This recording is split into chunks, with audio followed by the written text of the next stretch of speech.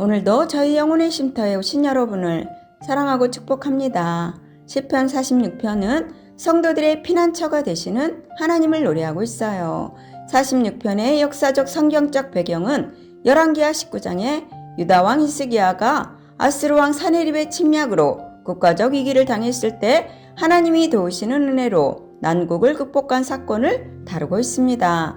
그러므로 이 놀라운 하나님의 구원 역사를 체험한 후에 그 은혜를 찬양하면서 장래에 이루어질 하나님의 영원한 통치를 예언적으로 선포하고 있어요. 그러므로 1절로 3절에서 하나님을 피난처로 삼는 자의 담대한 삶을 말하고 4절로 7절에서 하나님이 함께 거하시는 예루살렘 성의 안전함을 말하며 8절로 11절에서는 세상을 통치하시는 능력의 하나님을 찬양하는 시편 46편은 하나님의 임재로 하늘 백성이 누리는 평안을 말씀하십니다. 첫 번째는 하나님의 피난처 되심은 우리가 삶에서 경험하는 실제 사건이에요. 46편은 반복적으로 하나님의 피난처라고 고백하는데 이는 공동체가 피난처 되시는 하나님을 실제로 경험을 했기 때문이에요. 히스기야 왕 때 아스루 왕 사네립의 침공을 막아낸 것이 대표적입니다. 하나님이 우리의 피난처 되심은 상상적인 생각으로 하는 것이 아니라 삶의 구체적인 현장에서 우리가 경험하는 일이에요. 시인은 이 일을 듣고 읽는 우리에게 피난처 되시는 하나님을 경험하도록 초대합니다. 와서 볼 것을 그리고 가만히 있어 하나님 됨을 알 것을 명령합니다. 하나님의 구원하심은 우리가 경험할 수 있어야 하고 경험해야 하는 사건이기 때문이에요. 두 번째는 평안은 하나님이 우리의 삶을 통치하신다는 증거입니다. 성전을 성소라고 표현한 것은 백성과 함께 거하시는 하나님을 강조하기 위함이에요. 하나님의 임재로 백성들은 평안을 누리며 또 만군의 여호와께서는 당신의 백성을 위협하는 세력을 완전히 제압하시는 하나님이신 동시에 왕으로 통치하시는 하나님을 의미합니다.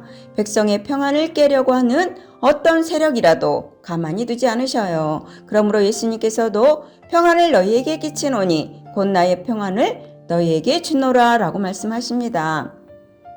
사람들은 바닷물이 솟아나고 태산이 흔들리는 무서운 일을 만납니다. 그러한 위기들은 우리에게 두려움을 안겨주고 마음을 불안하게 만듭니다.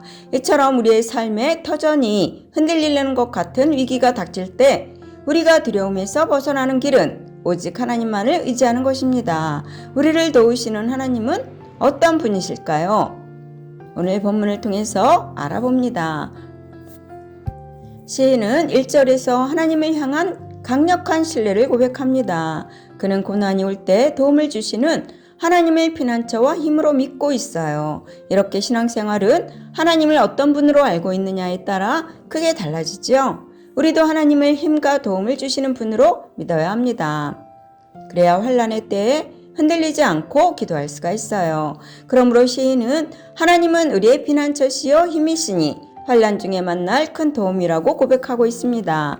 2절로 3절에서 시인은 하나님을 온전히 신뢰하는 사람은 어떤 상황에서도 두려워하지 않는다고 말합니다. 시인은 자기가 당하는 극한 혼돈을 지진과 홍수 같은 자연재해로 설명하면서 하나님을 신뢰하는 사람은 두려워하지 않는다고 말합니다.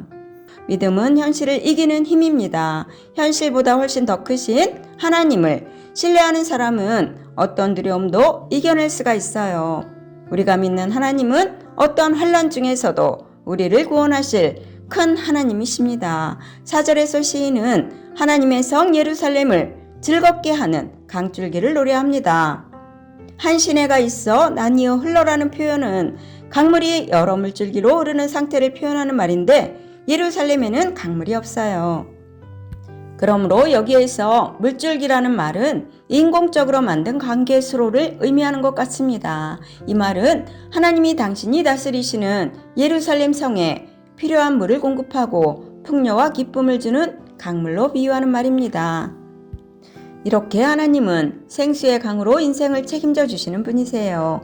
예수님이 마태복음 6장 33절에서 그런즉 너희는 먼저 그의 나라와 그의 의를 구하라. 그리하면 이 모든 것을 너희에게 더하시라고 말씀하신 것처럼 성도들의 일상의 모든 필요를 채워주시는 하나님의 은혜를 경험하는 모든 이들에게 일상의 염려에서 자유롭게 해주실 것입니다.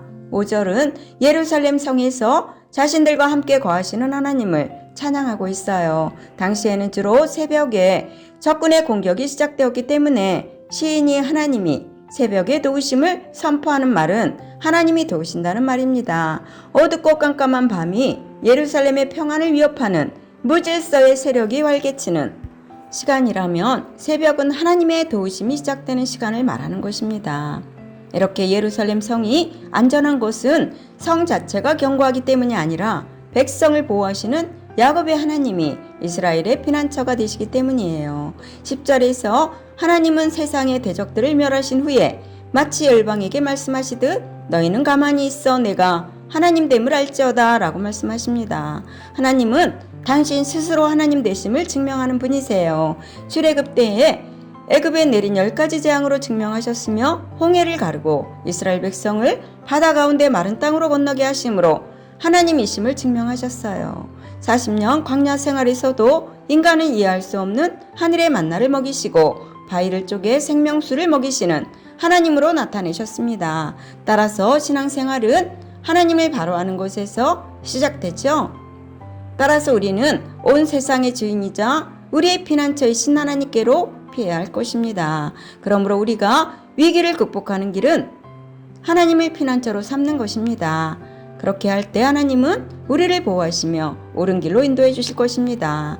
영혼의 쉼터를 사랑하시는 여러분, 그러므로 하나님의 자녀인 우리는 위기가 찾아오더라도 불안하거나 절망할 필요가 없어요. 오히려 우리 인생에 찾아온 위기를 하나님을 경험하는 기회로 삼고 하나님에게 나아가 그분의 도움을 요청하시기 바랍니다. 반드시 새벽에 도우시는 하나님을 경험하게 되시기를 예수님의 이름으로 축원합니다.